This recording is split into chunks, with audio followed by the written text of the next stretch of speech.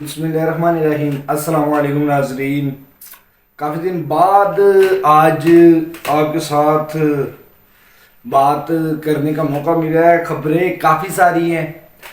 خان صاحب کو لے کے بھی، اسٹیبلشمنٹ کو لے کے بھی، اور ایجسن کالج کا جو معاملہ ہوا ہے اس پہ بھی نظر ڈالیں گے۔ تو ایک ایک کر کے بتاتے ہیں آپ کو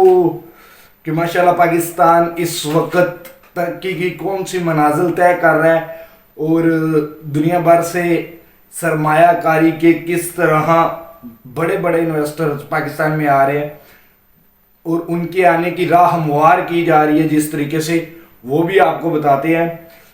محمد زبیر جو کہ نون لیگ کے بہت اہم رکن پچھلے کئی سالوں سے رہے ہیں، اب تھوڑے سے نظر انداز ہے، لیکن نون لیگ کے اب بھی سینئر قیادت میں مانے جاتے ہیں۔ وہ ان کا انکشاف ہے، اس کے بارے میں بات کریں گے۔ اس کے علاوہ خان صاحب کے بارے میں بڑی اہم خبریں نکل کے سامنے آ رہی ہیں کہ خان صاحب کو اب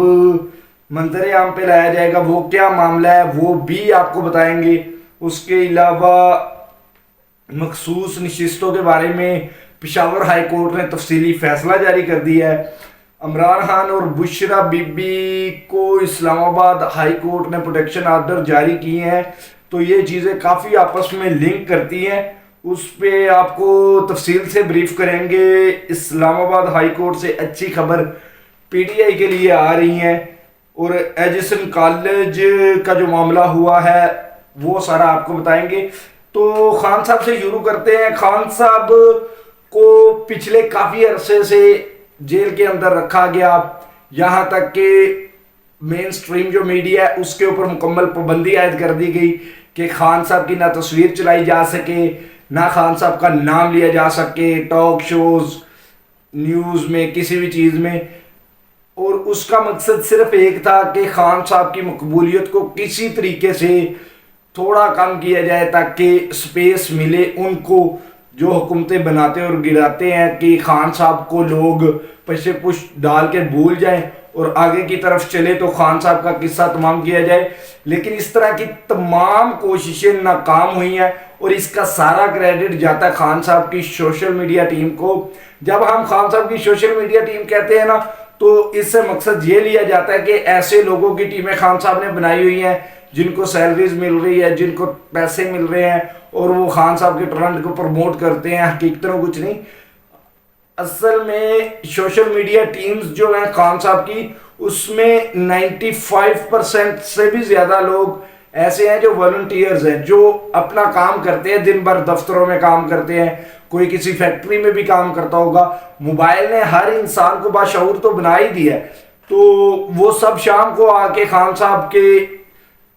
صاحب کا جو بھی بیانیہ ہوتا ہے اس کو پروموٹ کرتے ہیں، اور وہ ایٹومیٹکلی خان صاحب سوشل میڈیا پہ اتنے آگے نکل چکے ہیں کہ ان کی لاکھ کوششوں کے باوجود بھی خان صاحب کی مقبولیت کم ہونے کے بجائے لگاتار بڑھتی رہی ہے، اور اب ان کی کوئی بھی کوشش کامیاب نہیں ہوئی۔ تو اب سوچ بچار کی جا رہی ہے کہ خان صاحب کو آہستہ آہستہ کر کے سامنے لایا جائے، کسی عدالت میں پیش کیا جائے، چیک کیا جائے لوگوں کا کیا ریئیکشن ہوگا، اچانک خان صاحب سامنے آئیں گے، یا دوسرا آپشن بتایا جا رہا ہے کہ لگاتار اڈیالہ جیل کو غیر محفوظ قرار دیا جا رہا ہے تو خان صاحب کو بنگالہ شفٹ کیا جائے۔ عمران ریاض خان صاحب نے اس بارے میں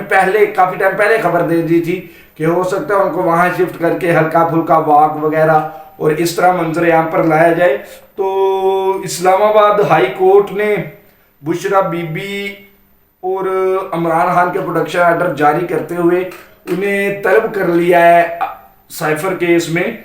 تو سائفر کیس کی آج تقریباً 2 گھنٹے سماعت ہوئی۔ عمر فاروق اور گل حسن اورنگزیب، ان دونوں نے اس کیس کی سماعت کی، اور اس کیس میں اتنے لوپ ہول، اتنی غلطیاں کہ ججز حیران ہیں۔ وہ وکیلوں سے سوال جو بھی پوچھے اس کا جواب نفی میں آ رہا تھا۔ انہوں نے کہا جی سائفر کا کہیں وجود موجود ہے، اس سائفر کی کہیں رائٹنگ موجود ہے، یہ کہاں پہ پیش کیا گیا، عدالت نے 10 سال سزا کس چیز کے اوپر سنائی، حتیٰ کہ کوڈ جو کہ سائفر باعث سے آتا ہے اور جو اس کا آنے کا ذریعہ کوڈ میں آتا ہے، کوڈ لینگویج میں، پھر اس کو ٹرانسلیٹ کر کے وزارت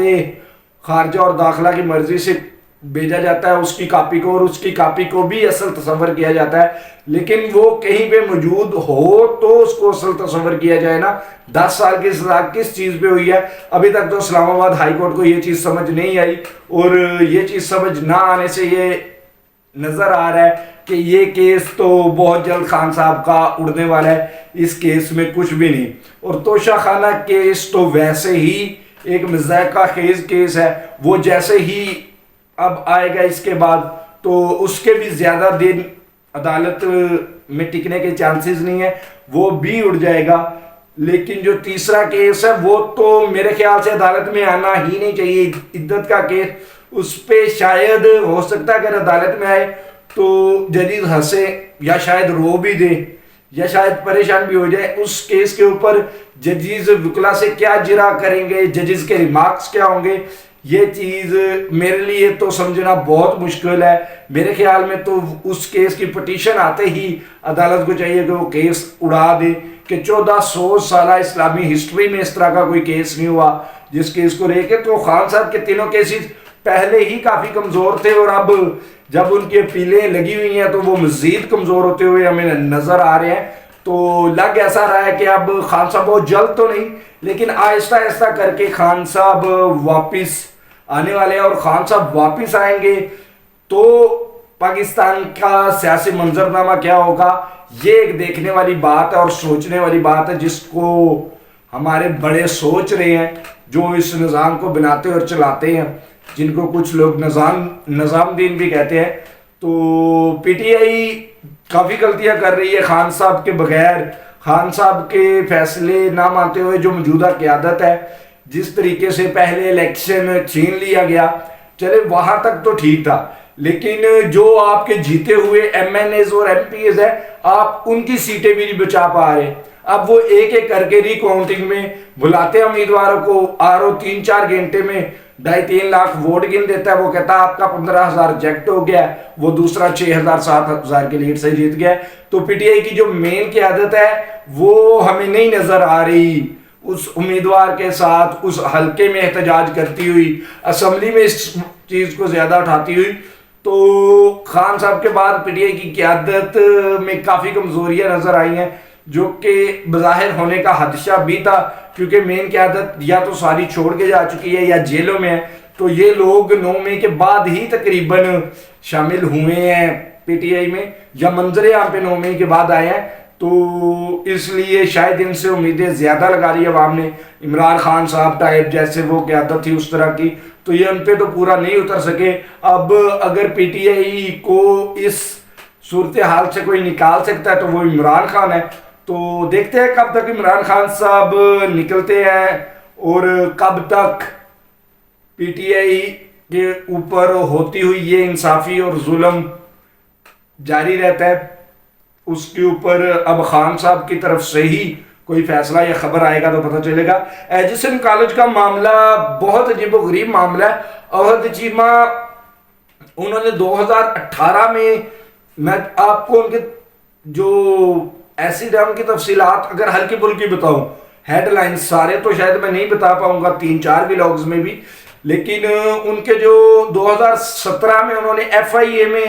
اپنے گوشوارے جمع کرائے، اس کے مطابق پاکستان چھوڑ دیا۔ پاکستان میں تو ان کے میرے خیال 30 سے زائد جگہوں پہ کاروبار ہے، اور ان میں سے میرے خیال میں نہیں اوریجنل میں ہے، ہم نے پتہ بھی کروایا، کچھ چیزیں اکٹھی بھی کی، ان کے مطابق پتہ چلا۔ لیکن پاکستان سے باہر بیرون ملک 21 مختلف جائیدادیں ہیں، جن میں امریکہ جیسے ملک میں 6 ایکڑ اراضی کے وہ مالک ہیں۔ تو آپ حساب لگا لیں کہ ان کی جو دولت ہے وہ کروڑوں میں تو نہیں ہے، خربوں میں ہوگی، شاید اس سے بھی زیادہ ہوگی۔ پاکستان میں ان کے میزان بینک میں شیئرز ہیں، اس کے علاوہ کچھ فیکٹریز اور کمپنیز ایسی ہیں جن میں ان کے شیئرز ہیں۔ اس کے علاوہ ان کے پاس لگژری گاڑیاں موجود ہیں، تقریباً 8 سے زیادہ ان کے پاس امپورٹڈ گاڑیاں موجود ہیں۔ تو سارا کیس بتایا جا رہا ہے کہ احد چیمہ صاحب کے بچے تھے جو کہ اب سے 1.5 سے 2 سال پہلے اسلام آباد شفٹ ہوئے، تو ان کو اب واپس جب ایجیشن میں لایا گیا تو انہوں نے فیس کا مطالبہ کیا ہے جتنا عرصہ وہ باہر ہیں. یہ میں آپ کو بتا رہا ہوں عطا تارڑ کا پوائنٹ آف ویو جو انہوں نے پریس کانفرنس میں بتایا. اور انہوں نے بولا کہ جب بچوں نے پڑھا ہی نہیں, بچے کالج یا اسکول میں گئے ہی نہیں, تو پھر وہ فیس کس چیز کی دے. حتیٰ کہ جب احد چیمہ صاحب کی وائف نے فیصلہ کیا اسلام آباد شفٹ ہونے کا, انہوں نے ایجیسن میں اپلیکیشن دائر کی کہ ہم کچھ عرصے کے لیے جا رہے ہیں لیکن یقینی طور پہ ہم واپس آئیں گے اور ہمارے بچے یہیں پہ تعلیم مکمل کریں, ہماری یہی خواہش ہے. تو انہوں نے مشروط اجازت ضرور دی تھی پرنسپل صاحب نے, مائیکل ہولڈنگ نام ہے ان کا, شاید مجھ سے غلطی نہ ہو تو انہوں نے مشروط اجازت میں یہ شرط رکھی تھی کہ جب بھی بچے واپس آئیں گے تب سے لے کے اب تک جتنا ٹائم پیریڈ بنے گا اس تمام کی فیس ادا کرنی ہوگی. انہوں نے یہ سارا جو بھی ایگریمنٹ تھا اس کو مانتے ہوئے اپنے بچوں کو لے کے اسلام آباد شفٹ ہوئے. اب جب وہ واپس آئے ہیں تو کہا جا رہا ہے کہ صرف فیس کو لے کے, اس کے علاوہ بھی سینئر ممبر کمیٹی میں ان کے سید بابر علی ہیں, وہ بھی سینئر ممبر تھے ایجیسن کالج کے انتظامیہ کے, انہوں نے بھی استعفیٰ دے دیا ہے. تو ایک تصویر کا رخ نظر آ رہا ہے جی احد چیمہ کے بچوں کی وجہ سے یہ ہوا ہے, لیکن اور بھی کافی چیزیں اس میں سے نکل کے سامنے آ سکتی ہیں کیونکہ یہ ابھی پوری تصویر نظر نہیں آ رہی. یہ نہیں ہو سکتا کہ صرف بچوں کی فیس کے معاملے پہ اتنا کچھ ہو گیا ہو, اور بھی کئی طرح کے شاید پریشر تھے ایجیسن کی انتظامیہ پہ. اب وہ کس طرح کے پریشر تھے اور ان سے کیا کروانا چاہ رہے تھے ہمارے طاقتور لوگ, یہ آہستہ آہستہ سامنے آ جائے گا. پاکستان میں خبر یا کوئی بھی بات ہو وہ زیادہ دیر تک چھپی نہیں رہتی,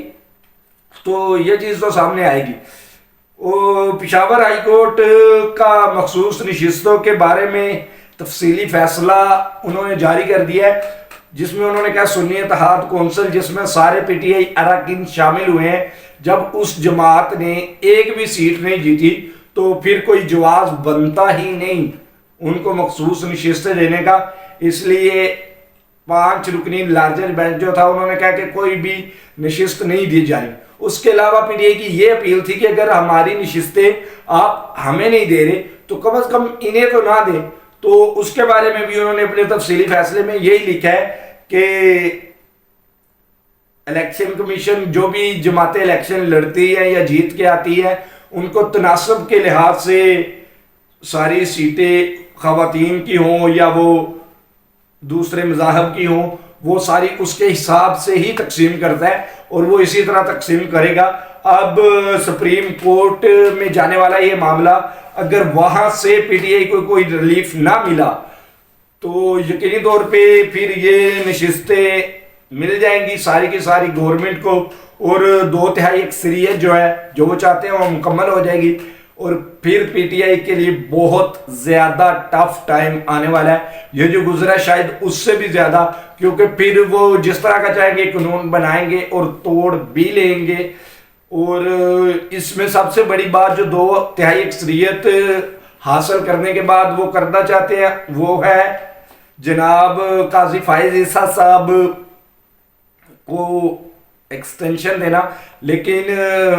عمران ریاض خان صاحب کے ولاگ میں میں نے سنا, اور اس کے علاوہ بھی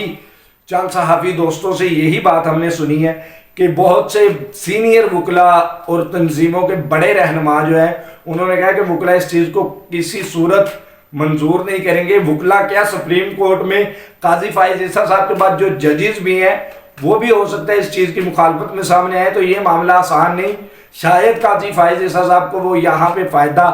نہ دے سکے, لیکن اور بہت سی چیزیں ہیں جہاں پہ وہ پی ٹی آئی کو اس پاور کے ساتھ نقصان ضرور دے سکتے ہیں. خبریں اور بھی ہیں, محمد زبیر کا انکشاف ہے, جوید لطیف کا انکشاف ہے, لیکن وہ خبریں شامل کریں گے اگلے ولاگ میں. فی الوقت اتنا ہی, جلد ملتے ہیں نئی ویڈیو کے ساتھ, تب تک کے لیے اللہ حامی و ناصر. پاکستان زندہ باد.